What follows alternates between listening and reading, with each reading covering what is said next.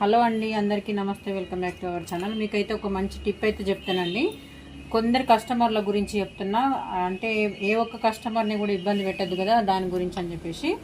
అయితే కొందరు కస్టమర్లు ఏమంటారంటే హ్యాండ్స్ దగ్గర ఇట్లా క్లాత్ పైపింగ్ వేసుకోవడానికి ఇష్టం లేని వాళ్ళు పట్టి రావాలి అలా అని చెప్పేసి మనకి పంపకం చేసినా కానీ ఊడిపోయినా కానీ పట్టి అనేది ఖచ్చితంగా అట్లనే ఉండాలి, అంటే మనకు వేసుకుంటే ఇట్లా బయటకు రాకుండా ఉండాలి అని చెప్తారు. అట్లాంటి వాళ్ళ కోసం అయితే కొన్ని టైంలో ఎమర్జెన్సీ టైంలో కూడా మనం పంపకం చేయడానికి కూడా టైం లేనప్పుడు కూడా ఈ టిప్ అయితే చాలా బాగా యూజ్ అవుతుందండి. రెండు రకాలుగా కస్టమర్లను ఇబ్బంది పెట్టకుండా నేను ఎలా వేస్తున్నాను అనేది చూడండి. ఇలా క్లాత్ అయితే ఎదురుబదురు పెట్టుకోవాలి.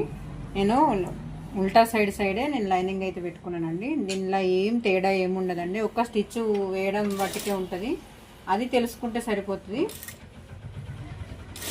మీరు ఎంతవరకు అయితే ఖర్చు ఉంచుకున్నారో ఆ ఖర్చు ప్రకారంగా మీరు స్టిచ్ వేయండి. ఒక స్టిచ్ మనం ఫాల్టైన్స్ ఏ రకంగా అయితే వేస్తామో అదే రకంగా స్ట్రేట్ కుట్ట ఒకటి వేయండి.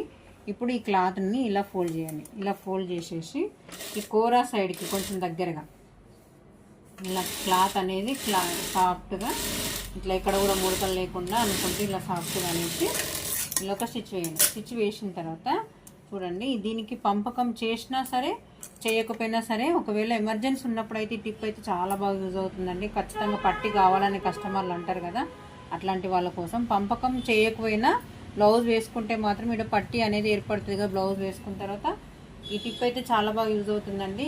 ఈ ఒక కుట్టుతోని అంటే అడ్జస్ట్మెంట్ ఎలా వేసుకుంటే ఎట్లా సెట్ అవుతుంది అనేది ఇది తెలుసుకుంటే సరిపోతుందండి. ఈ టిప్ ఎవరికైనా యూజ్ అయినట్టయితే లైక్ చేయండి, షేర్ చేయండి. మరిన్ని వీడియోస్ కోసం మన ఛానల్ని సబ్స్క్రైబ్ చేసుకోండి ఫ్రెండ్స్. నచ్చితే కనుక